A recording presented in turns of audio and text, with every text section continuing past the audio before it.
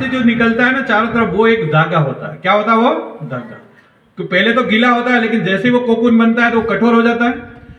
उन्होंने देखा इस कोकून को, अगर उस प्यूपा, जैसे अंदर कोई अपने आप ही प्यूपा मर गया, तो अगर एक साइड से उसने उदोड़ के देखा उसको, उस डोकरी को, उस कोकून को, तो वो एक धागा उसके अंदर से निकलने लगा, जो कि लगभग 1 किलोमीटर, 1000 मीटर, 1500 मीटर, 1 किलोमीटर तो कम से कम, इतना लंबा और इतना सुंदर जब धागा देखा लोगों ने, तो फिर वैज्ञानिकों ने, तो या जिन्होंने भी पहले इस पर प्रयोग किया, तो उन्होंने फिर इसको रेशम उद्योग की तरह इसको शुरू किया।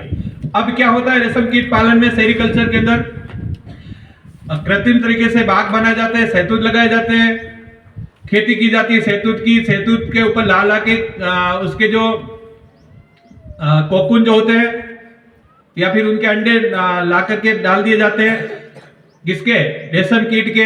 रेशम कीट ग्रोथ करता है, कोकून बनाता है, फिर बाहर निकलता है, पत्ते खाता है और फिर वो अंडे देता है। इसके बाद जब वो कोकून में अपने आप को वापस बंद करता है, सही है ना, तो ऐसे खूब सारे कोकून इकट्ठे हो जाते हैं, उन कोकून को इकट्ठा कर देते हैं। जो खेती करने वाले, रेशम की खेती करने वाले क्या करते हैं, उन कोकून को इकट्ठा कर देते हैं। अब यहाँ पर थोड़ी सी अलग बात होगी कि अब उन सभी जो अंदर जो प्यूपा है उसको मरना होगा। अगर रेशमी कपड़े पहनने हैं तो जीव हत्या तो होगी। जीव हत्या अलग बात है, दर्शन और विज्ञान का अलग अलग मैटर है, क्योंकि विज्ञान जीवों को बढ़ाता भी है तो जीवों को मारता भी है। अब इस मैटर पे ज्यादा नहीं उलझेंगे। तो इतने प्यूपा होते हैं, उन प्यूपा को सबको गर्म पानी में ले जा करके या किसी भी तरीके से अंदर मार दिया जाता है, क्योंकि वो प्यूपा बाहर निकलेंगे तो उस धागे को काट कर निकलेंगे, कोकून को काट कर निकलेंगे ना, और जैसे ही कोकून को काट कर निकलेंगे तो वो धागा किस काम का नहीं, अनेक टुकड़ों में बढ़ जाएगा।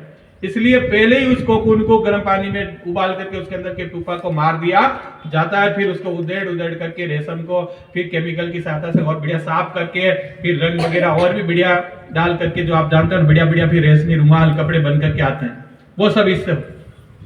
तो ये एक बहुत बड़े उद्योग के रूप में चल रहा है। अपने आसपास भी उदयपुर या ऐसे क्षेत्र है ना जहां पर भी इस तरह का सेरिकल्चर का जो उद्योग है वो चल रहा है। आप लोग भी अगर कभी मौका मिले तो ये देखना, या यूट्यूब या इन पे खूब सारी चीजें मिलती है, आप आसानी से देख सकते हो।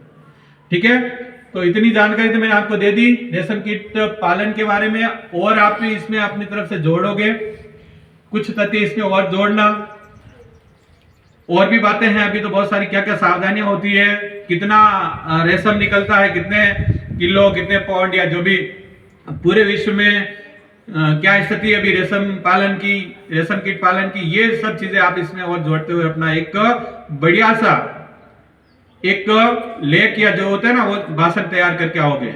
मैं तैयार हूं का मतलब ये होता है कि मैं सब चीजों के लिए तैयार हूं, उससे जुड़े हुए समस्त तथ्य अगर मुझे पूछ लेवे तो मेरे पास वो जानकारी है। इस तरह से आप अपने आप को तैयार करो।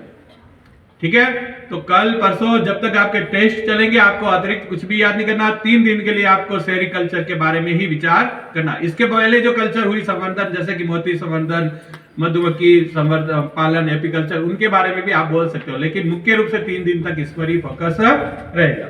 धन्यवाद।